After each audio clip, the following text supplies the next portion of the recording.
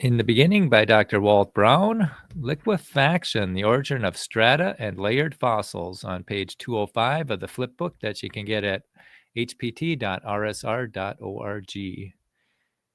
Liquefaction, the Origin of Strata and Layered Fossils.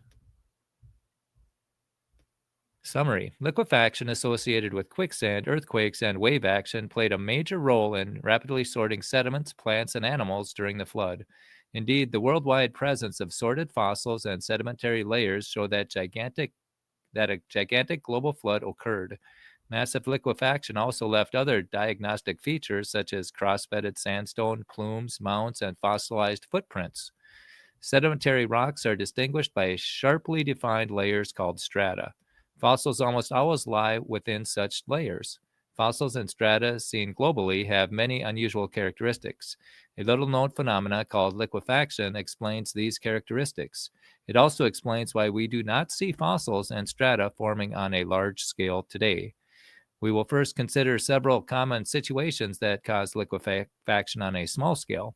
After understanding why liquefaction occurs, we will see that a global flood would produce liquefaction and these vast, sharply defined layers worldwide. Finally, a review of other unusual features in the Earth's crust will confirm that global liquefaction did occur.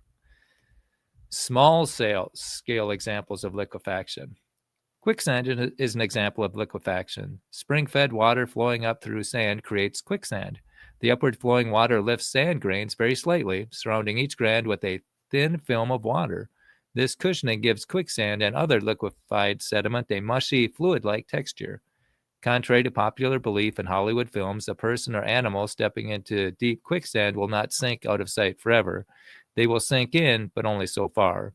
Then they will be lifted or buoyed up by a force equal to the weight of the sand and water displaced. The more they sink in, the greater the lifting force. Buoyancy forces also lift a person floating in a swimming pool.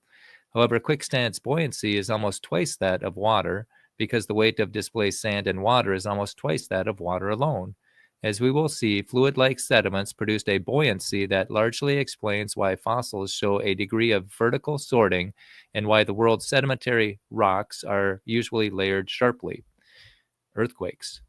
Liquefaction often occurs during and even minutes after earthquakes. During the Alaskan Good Friday earthquake of 1964, liquefaction caused most of the destruction within Anchorage, Alaska. Much of the damage during the San Francisco earthquake of 1989 resulted from liquefaction. Although geologists can describe the consequence of liquefaction, few seem to understand why it happens. Levin describes it as follows. Often during earthquakes, fine-grained water-saturated sediments may lose their former strength and form into a thick, mobile, mud-like material.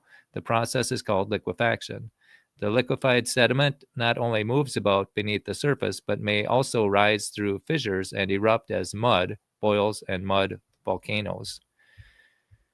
On March 11, 2011, liquefaction was captured on film during a 9.0 Japanese earthquake in a city park built over a landfill in what was part of Tokyo Bay. Subsurface water trapped in the sediment's pore spaces Subsurface water trapped in the sediment's pore spaces is seen erupting through cracks produced by the swelling of the sediments. Search videos on YouTube using words liquefaction, Japan earthquake, 2011. Strahler says that in a severe earthquake, the ground shaking reduces the strength of earth material on which heavy structures rest. Parts of many major cities, particularly port cities, have been built on naturally occurring bodies of soft, unconsolidated, clay-rich sediment, such as the delta deposits of a river, or on filled areas in which large amounts of loose earth material may have been dumped to build up to land level. These water-saturated deposits often experience a change in property known as liquefaction when shaken by an earthquake. The material loses strength to the degree that it becomes a highly fluid mud, incapable of supporting billions, that shows severe tilting or collapse. These are accurate descriptions of liquefaction, but they do not explain why it occurs. When we understand the mechanics of liquefaction, we will see that liquefaction occurred globally for weeks or months during the flood. Visualize a box filled with many rocks. If the box were so full that you could not quite close its lid, you instinctively would shake the box so the rocks settle into a denser packed arrangement. Now repeat this thought experiment, only this time water fills all the space between the rocks. As you shake the box and the rocks settle into a denser packaged arrangement, water will be forced up to the top by the falling rocks. If the box is tall, many rocks will settle. Many rocks will settle.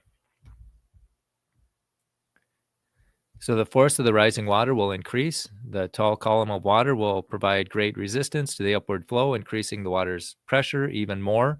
Water pressure will exert lifting force on the rocks for as long as the upward flow continues. This is similar to an earthquake in a region having loose water-saturated sediment. Once upward flowing water lifts the topmost sediments, weight is removed from all sediment below. The upward flow can then lift the second layer of sediment. This in turn unburdens particles beneath them. The particles no longer in solid-to-solid contact, but are suspended in and lubricated by water, so they can easily slip by each other.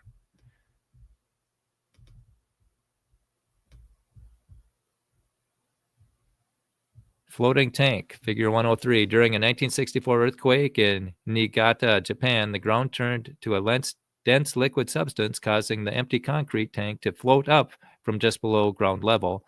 This was the first time geologists identified the phenomena of liquefaction, which had undoubtedly occurred in other large earthquakes.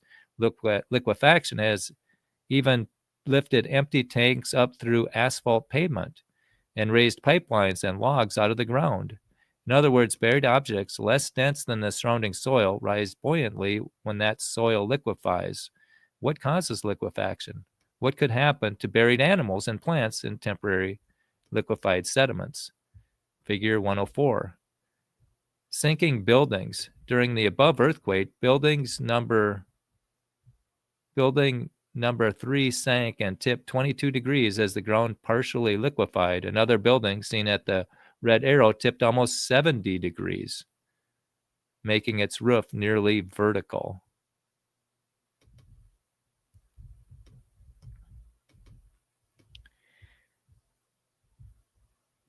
Wave loading, a small example.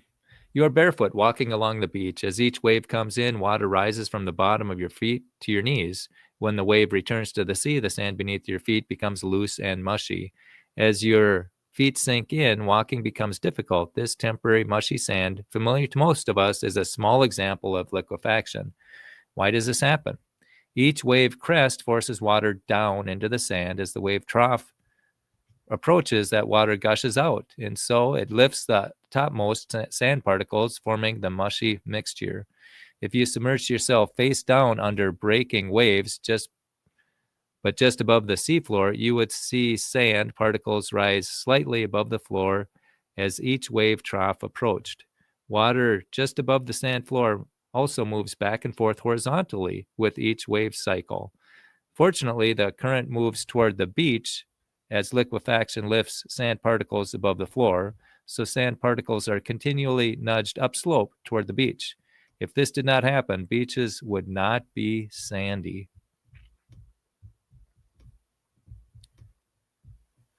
Wave loading, a medium-sized example. During a storm, as large waves pass over pipes buried offshore, water pressure increases below the wave crests. This forces more water into the porous sediments surrounding the pipes. As the wave peak passes and the wave troughs approach, pressure over the pipes drops and the stored high-pressure water in the sediments flow upward. This lifts the sediment and causes liquefaction.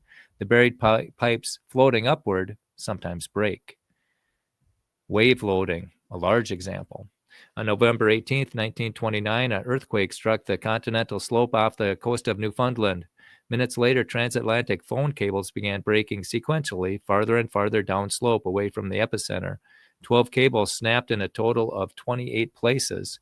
Because geologists knew the exact times and locations for each break, they concluded that a 60-mile-per-hour current of muddy water swept 400 miles down the continental slope from the earthquake's epicenter, snapping the cables.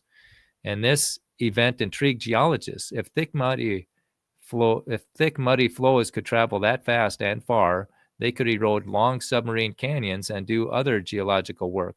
Such hypothetical flows called turbidity currents now constitute a large field of study within geology. However, there are several problems with this 60 mile per hour turbidity current explanation. Water resistance prevents even conventional nuclear-powered submarines from traveling nearly that fast. The ocean floor in that area off the coast of Newfoundland slopes less than 2 degrees. Some broken cables were upslope from the earthquake's epicenter, and nothing approaching a 400-mile-long landslide has ever been observed, let alone underwater, on only a 2-degree slope. Instead, a large wave, a tsunami, probably radiated out rapidly from the earthquake's epicenter. Below the expanding wave, sediments on the seafloor partially liquefied. Then they slowly flowed downhill, where they loaded and snapped cable segments that were perpendicular to the downhill flow. Other details support this explanation. We can now see that liquefaction occurs whenever water is forced up through loose sediments with enough pressure to lift the topmost sedimentary particles. Now let's look at a gigantic example of liquefaction caused by many weeks of global wave loading. Okay, liquefaction occurs whenever water is forced up through loose sediments with enough pressure to lift the topmost sedimentary particles. Okay. Liquefaction during the flood. The flooded earth had enormous unimpeded waves, not normal waves, but waves on top of and generated by